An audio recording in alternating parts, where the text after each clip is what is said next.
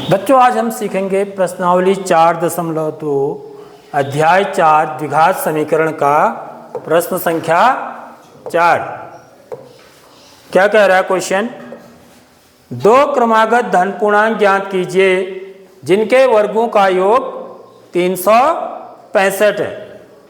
क्रमागत माने इससे पहले भी आया था क्रमागत वाला प्रश्न जो लगातार आते हैं।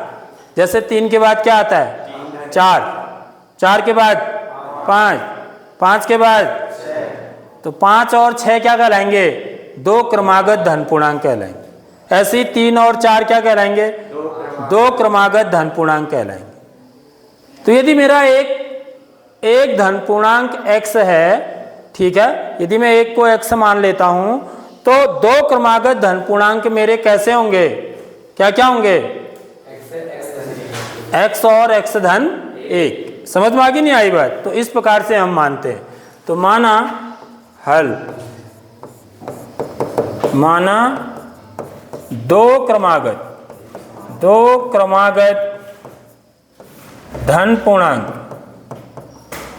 पूर्णांक किनको बोलते हैं? पॉजिटिव इंटीजर्स इनको बोलते हैं।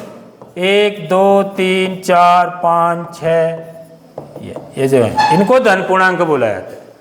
समझ में आ रही नहीं आ रही बात? तो माना दो क्रमागत धन पूर्णांक x तथा क्या है? x प्लस 1 हैं। अंग्रेजी में इनको बोलते हैं पॉजिटिव इंटीजर्स। ठीक है, क्या बोला जाता है? Positive integers. वो क्या है? माना x और x प्लस 1 ऐसे मानेंगे इनको। तो इसलिए प्रश्नानुसार अब प्रश्न क्या कह रहा है कि इनके वर्गों का योग 365 है। तो वर्गों का योग यानी कि पहले इनका वर्ग करना है, फिर उनको क्या करना है? क्या करना है? जोड़ना है। योग माने क्या होता है?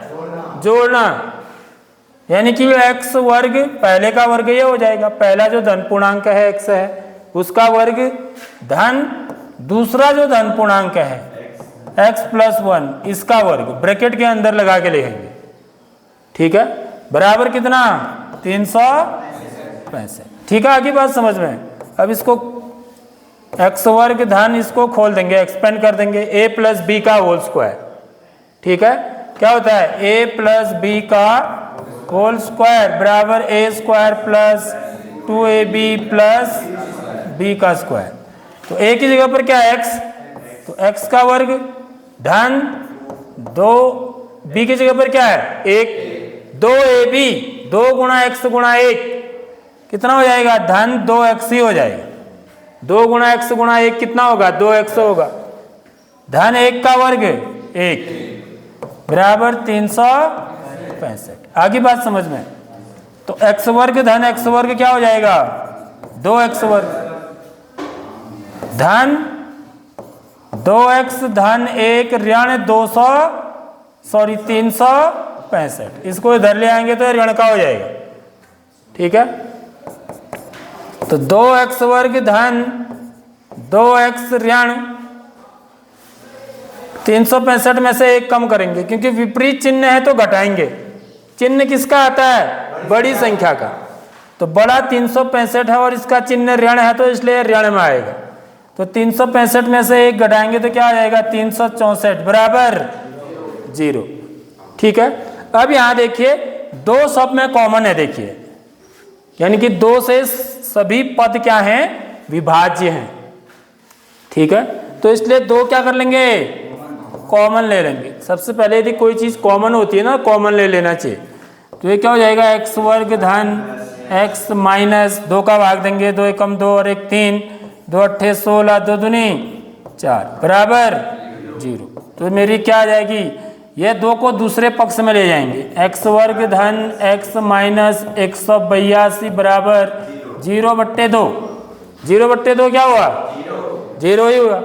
तो समीकरण क्या बनी? x वर्ग धन x ऋण 182 बराबर 0। अब आपको इसके गुणनखंड निकालने। ठीक है, निकाल लोगे ना? तो इस समीकरण को हल करके हम x का मान निकाल लेंगे। ठीक है, तो हमारे धन पूर्णांक फिर क्या होंगे? उसमें फिर एक और जोड़ देंगे। x और x प्लस 1। ठीक है, अब देखिए हमको क्या करना है, क्योंकि x वर्ग का गुणांक 1 है तो मेरे को ऋण 182 के ऐसे दो गुणनखंड निकालने हैं। यदि मैं गुणनखंड विधि से निकालता हूं तो सूत्र से भी कर सकते हैं आप, ठीक है, क्योंकि ऐसा कुछ लिखा नहीं है कि आपको कौन सी विधि से करना है। तो जब भी यहाँ पर बड़ा नंबर है तो आप सूत्र का इस्तेमाल करिए, ठीक है। तो लेकिन गुणनखंड विधि से भी हम निकाल सकते हैं। वो कैसे निकाल सकते हैं वो यहाँ पर देखेंगे। तो ऋण 182 के हमको ऐसे दो गुणनखंड निकालने हैं जिनका योग कितना होना चाहिए, 1 होना चाहिए, धन 1, ठीक है। यदि मैं 182 के गुणनखंड निकालूं तो देखिए 182 में किसका भाग जाता है बच्चों, 182 में 2 का भाग जाता है, ठीक है। 2 नम 18, 2 एकम 2, ऐसे निकाल लो। यहाँ पर सारे अभाज्य गुणनखंड निकाल लो, ठीक है। फिर किसका भाग जाता है इसमें, 7 का, कितनी बार जाएगा, 13 7 91 होता है।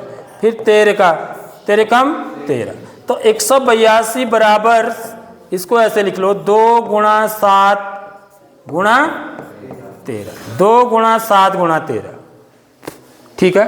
अब देखो मुझे अंतर कितने का चाहिए, 1 का। मुझे तो 2 ही गुणनखंड लेने हैं ना, तो इन तीनों में मैं मिक्स करके करूंगा। अब 2 को 7 से गुणा कर देते हैं तो कितना आ जाएगा, 14 गुणा 13। देखो इनका अंतर कितना आ रहा है, 1 आ रहा है। 14 और 13 का अंतर कितना हुआ, 1 हुआ। तो ऋण 182 को मैं कैसे लिखूंगा, 14 गुणा 13 या 13 गुणा 14 भी लिख सकते हो, ठीक है। इससे कोई फर्क नहीं पड़ता है, कम्यूटेटिव लॉ को फॉलो करता है गुणनफल। अब एक पर मुझे ऋण का चिन्ह लगाना है, या तो मैं 14 पर लगाऊंगा या 13 पर लगाऊंगा, ठीक है। क्योंकि मुझे क्या चाहिए, यह धन का चाहिए। देखो x का गुणांक धन का है, धन 1 है, ठीक है। तो मैं इसलिए किस पर लगाऊंगा, क्योंकि चिन्ह बड़े का आता है तो 13 पर लगाऊंगा। क्यों, क्योंकि 14 ऋण 13 बराबर कितना होता है, 1 होता है। तो यहाँ पर 1x, इसके पीछे भी x लगा दो, इसके पीछे भी x लगा दो। तो हम इसको कैसे लिखेंगे, x वर्ग धन 14x ऋण 13x ऋण 182 बराबर 0। अब कर लेंगे ना इसको आगे।